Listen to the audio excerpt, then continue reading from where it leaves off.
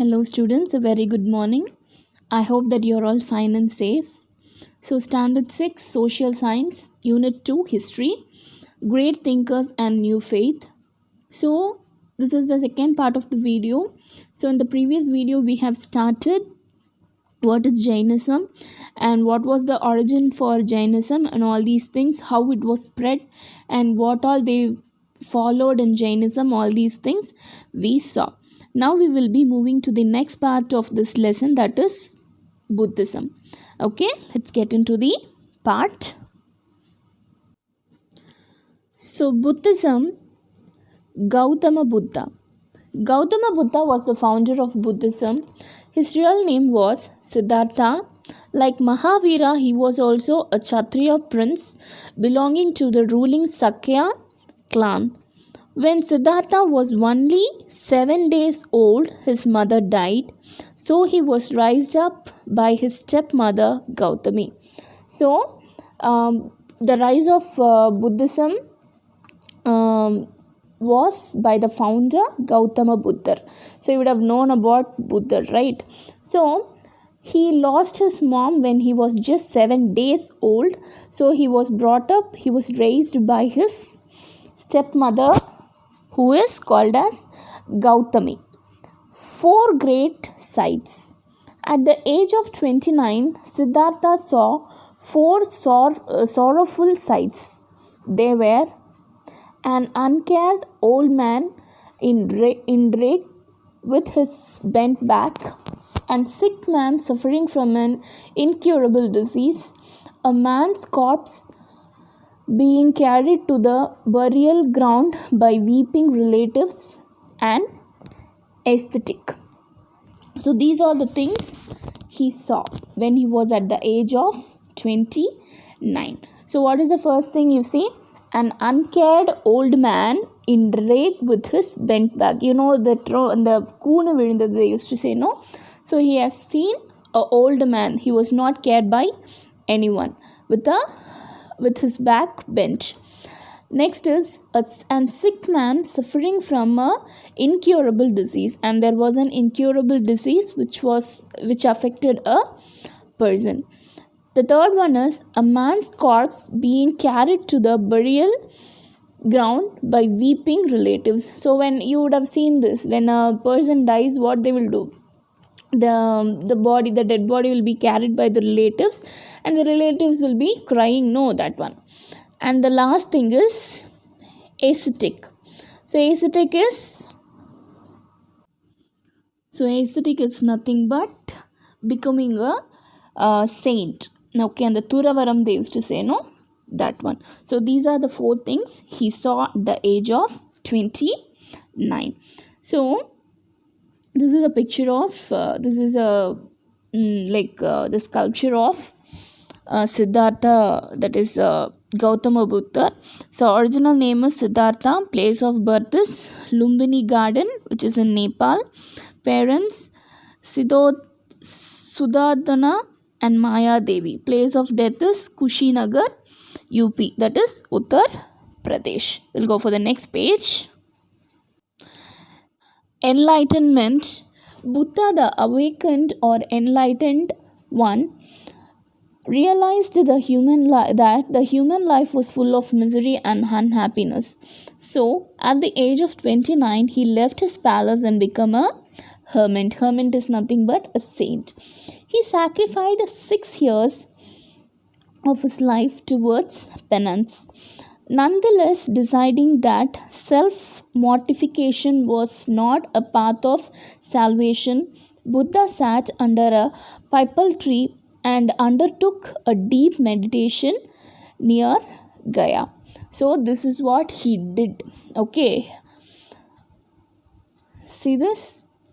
On the 49th day, he finally attained enlightenment.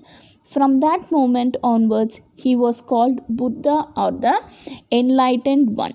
He was also known as Sakya Muni, or sage of Sakya clan. So you would have known about this, no? Like some stories and all they used to say. Like புத்தருக்கு ஞானம் கிடைச்ச மரம் அப்படின்லாம் they used to say some stories, no? So likewise when he was doing that meditation under that people tree, so he got on the 49th day he finally got enlightened. So from that moment onwards he was called as Sakyamuni or sage of Sakya clan. Buddha delivered his first sermon at Deer Park in Sarnath near Benares. This was called Dharmachakra Pravartana or turning of the wheel of law. So he was delivering some speech to his people. Okay. Buddha's four noble truths. So he was saying all these things. He was preaching these four noble truths to everyone. Life is full of sorrow and misery. Desire is the cause of misery. Sorrow and sufferings can be removed by giving up one's desire. The desire can be overcome by following the right path. Noble Eightfold Path. So, what is the first thing? Life is full of sorrow and misery. So, he believed that every human life is full of sorrow, that is unhappy, and troubles, that is misery. Desire is the cause of misery. So what is desire? When you desire something like I have to do this, I have to do that, I have to become rich, I have to earn this much money, when you keep a desire like this, you will be facing all these types of problems in your life. Sorrows and sufferings can be removed by giving up one's desire. So what is the next thing? When you give up your desire, when you don't aim for anything, automatically what will happen? Sorrows and the sufferings will be leaving you. When you leave something, if you say that I don't want anything, I just want to spend my life like that, if you say that, no sorrows or no troubles will trouble you. The last thing, the desire can be overcome by following the right path. So how you can overcome the desire? It is nothing but if you have the right path. When you move in a correct way, you can easily overcome the desire. Eightfold Path. So what is that eightfold path? Right view, right thought, right speech, right action, right livelihood, right effect, right knowledge, right meditation. So these are the 8 path he is asking us to follow. The first thing is right view. See everything correctly. Right thought. Have good thought in your mind. Right speech. Speak good things from your heart and mind. Right action. Do everything correctly. Right livelihood. Live peacefully and happily. Right effort. Put your full effort to do something which is allotted for you. Right knowledge. You have to gain correct knowledge in correct stage. Right meditation. So meditation is nothing but you have to calm yourself and you have to do this meditation is nothing but you have to be calm and get something in your life. The teachings of Lord Buddha were simple and taught in a language which people used for communication. Since the teachings addressed the everyday concern of the people, they could relate to them. He was opposed to rituals and sacrificed.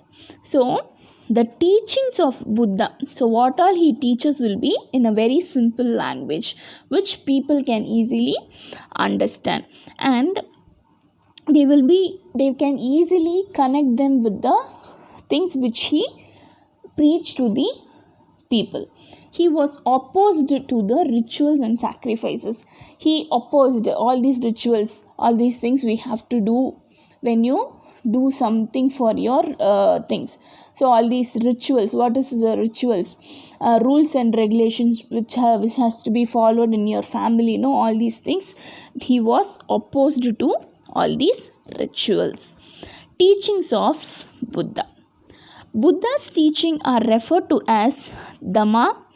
Buddhism accepted the theory of karma, meaning that the quality of man's life depends on his deed. Buddha neither accepted or denied the existence of God but believed in the law of universe. Buddha asserted that attaining nirvana is the ultimate aim of life. The first thing we'll see.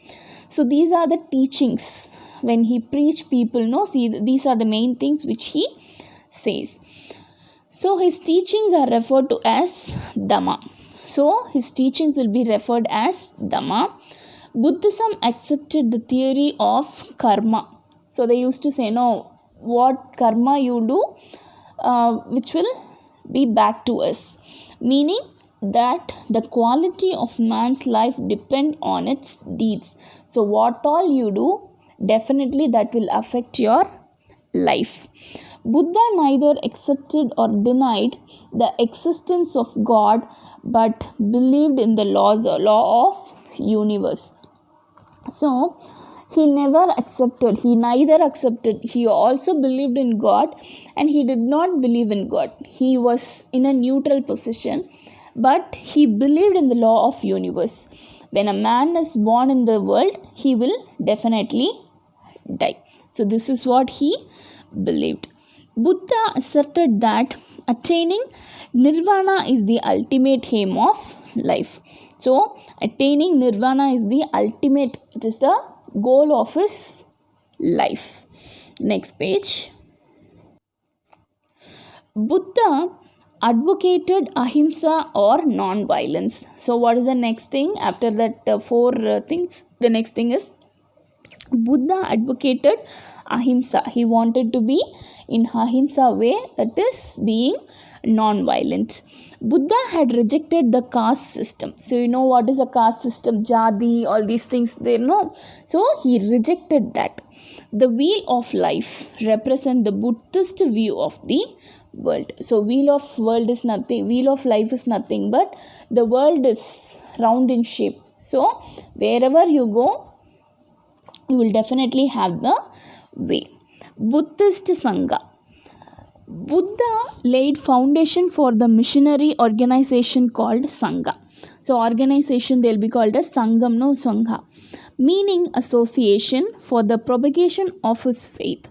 The members were called bhikshus, that is monks. They lead a life of austerity. So these people believed in forming association which is called as Sangha, and these members were called as bhikshus. Okay, so these are the three things. Do you know they have given? Chaitya, Viharas, Stupas. Chaitya is nothing but a Buddhist shrine or a meditation hall, the place. Okay, Viharas is nothing but monasteries or living quarters for the monks where they used to live. Stupas, built over the remains of Buddha's body, they are monuments of great artistic value, that is called as stupas. Buddhist sect, Hinayana and Mahayana. So this is the difference between Hinayana and Mahayana. What is Hinayana and what is Mahayana, we'll see. Hinayana did not worship idols or images of Buddha. Mahayanas worshipped images of Buddha. So in this Buddhism itself, they have two sides of people in which they used to follow two different things. One is in Hinayana, they used to worship the idols and the images of Buddha, but here they did not worship the images or idols, but in Mahayana they used to worship the image of Buddha. Second thing, practiced austerity. observed elaborate rituals. So they were practicing and they were doing some rituals here, but here they observed what all they do. Believed that salvation of the individual as its a goal.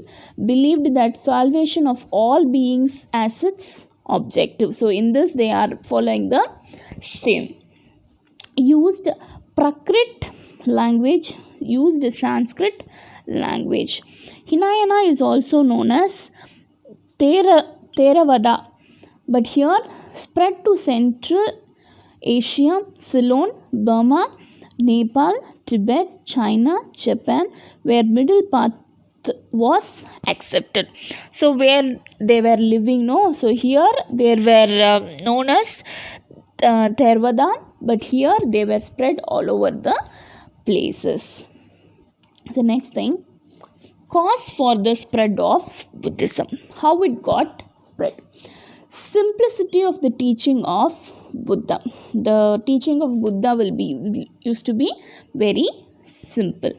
Buddhism rejected elaborate religious custom, whereas the practice of the orthodox Vedic religion insisted on expensive rituals and sacrifices. So they did not believe in the expensive rituals and the sacrifices which were followed.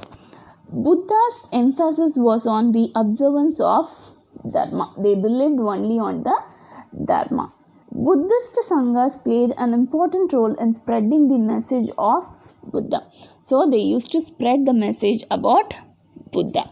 Royal patronage under Ashoka, Kanishka and Harsha also helped the cause of Buddhism. So these people, Ashoka, Kanishka and Harsha, these people also helped to spread the cause of Buddhism. Viharas or the Buddhist monasteries became great centers of education.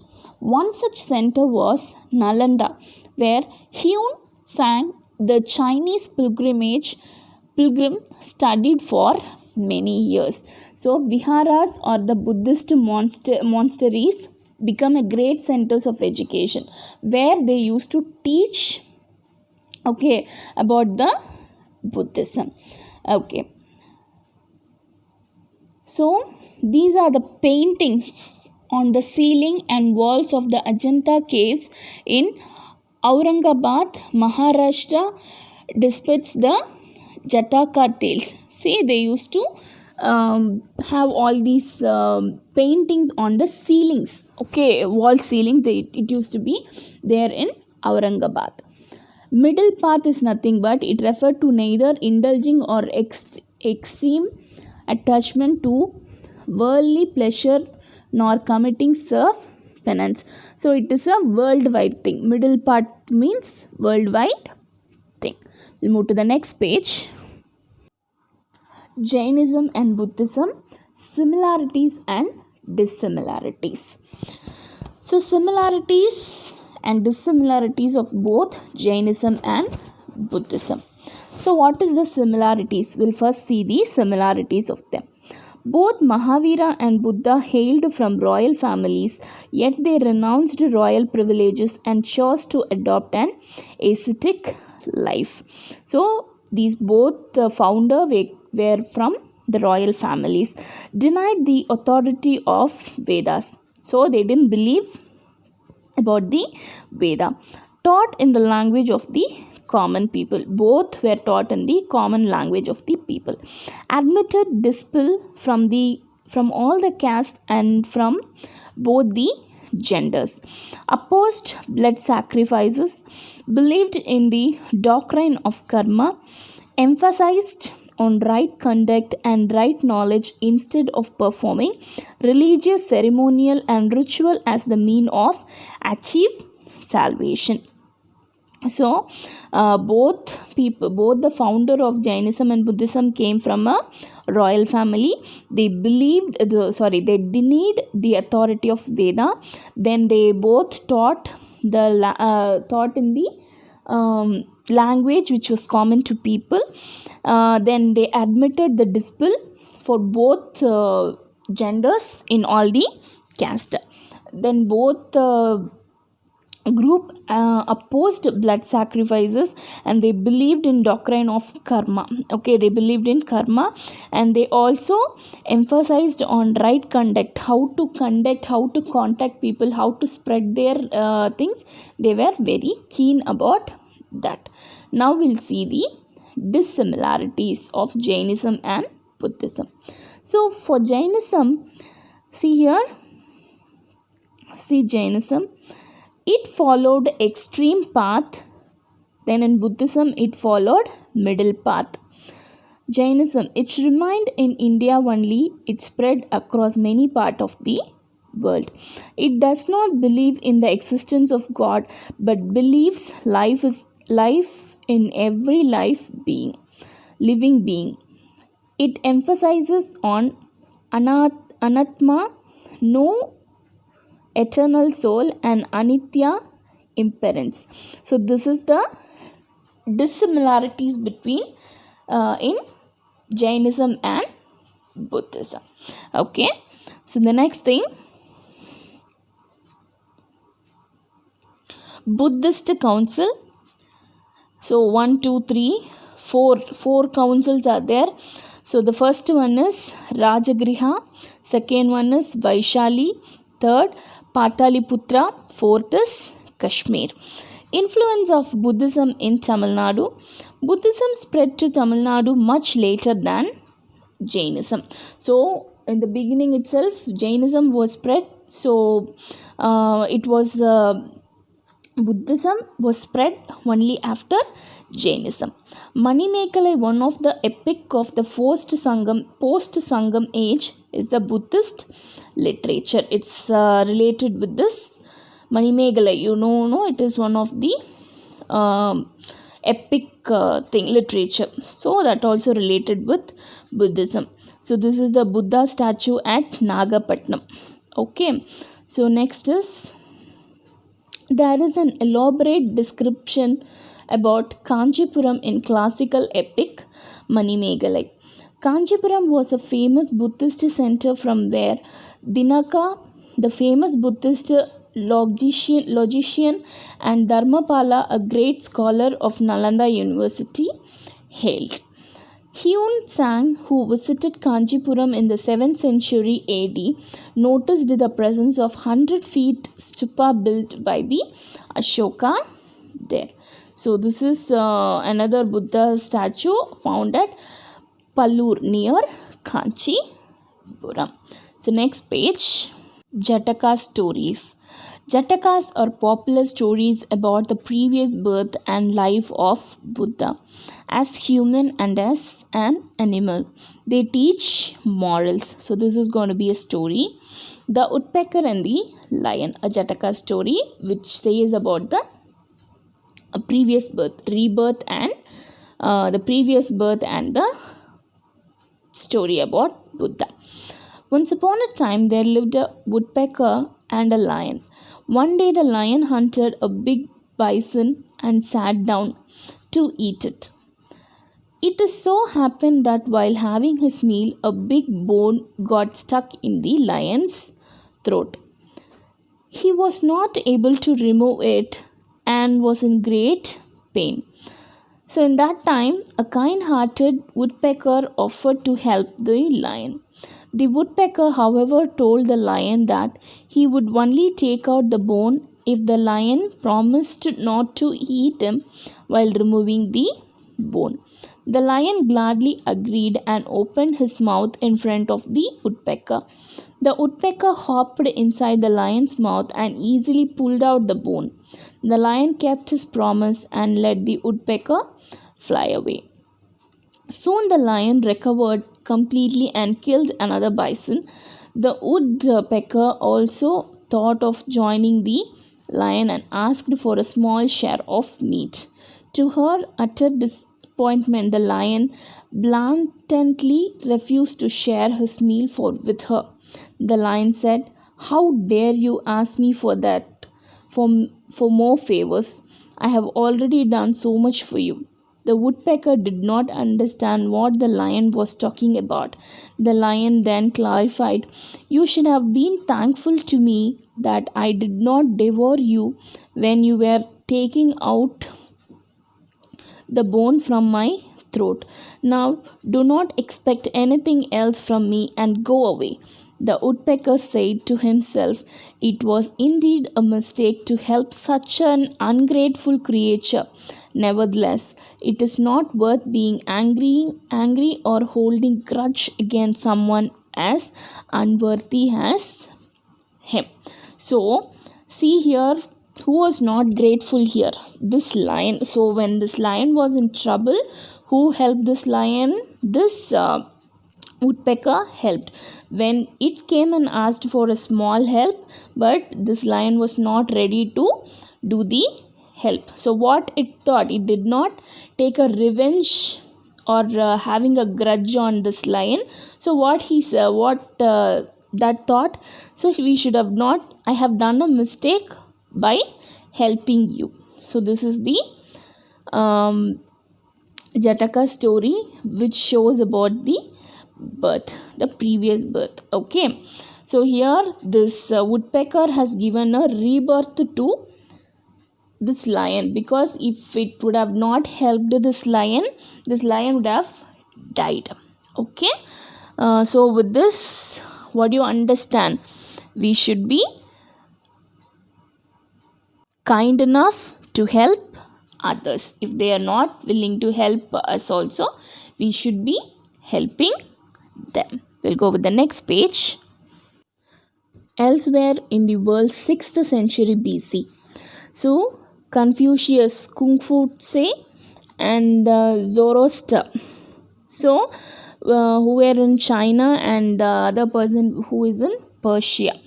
So the summary, I hope you all understood what is Jainism and what is Buddhism. We'll come to the summary, that is otherwise called as a recap.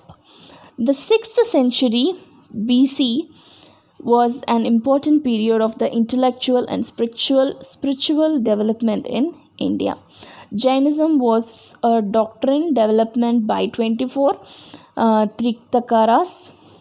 Mahavira exhorted threefold path: right faith, right knowledge, and right action. Gautama Buddha was the founder of Buddhism. Buddha's teaching are referred to as Dhammas. Buddhism crossed the frontiers of Indian subcontinent, but Jainism was confined to India. Basic philosophy of Jainism and Buddhism is ahimsa or non-violence.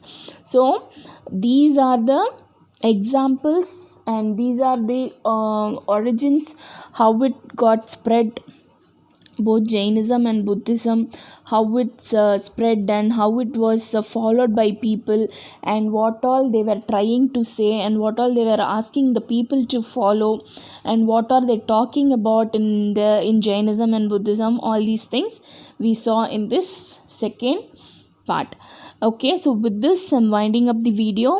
So the PDFs will be uploaded in the web page. Please complete your classworks and submit it for correction. Thank you, students. Stay home, stay safe.